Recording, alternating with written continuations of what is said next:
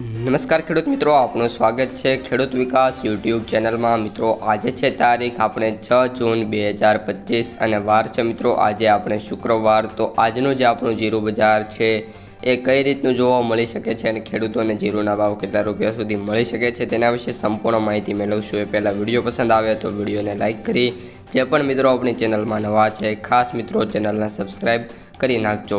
સૌપ્રથમ મિત્રો વાત કરીએ આપણે જીરુંની બજારની, તો જીરુંની હાલ જે બજાર છે એમાં ડિમાન્ડનો અભાવ હોવાથી ભાવ છે એમાં સતત ઘટાડાનો દોર છે મિત્રો યથાવત જોવા મળી રહ્યો છે।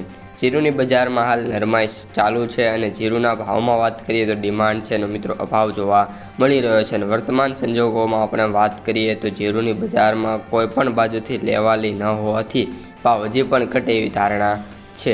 આ ઉપરાંત ઊંઝામાં પણ મિત્રો સતત આવક ઘટી રહી છે અને અત્યારે આવકોની વાત કરીએ તો ઊંઝામાં 11,000ની મિત્રો આવકો મિત્રો બોરી છે એની જોવા મળી રહી છે। જીરુંના જે વેપારીઓ છે એમનું માનવું છે કે હાલ જે જીરું વાયદો છે ઘટીને 19,000 મિત્રો આવી ગયો છે। મેં તમને પ્રીવિયસ વિડીયોમાં પણ વાયદાની માહિતી આપી હતી।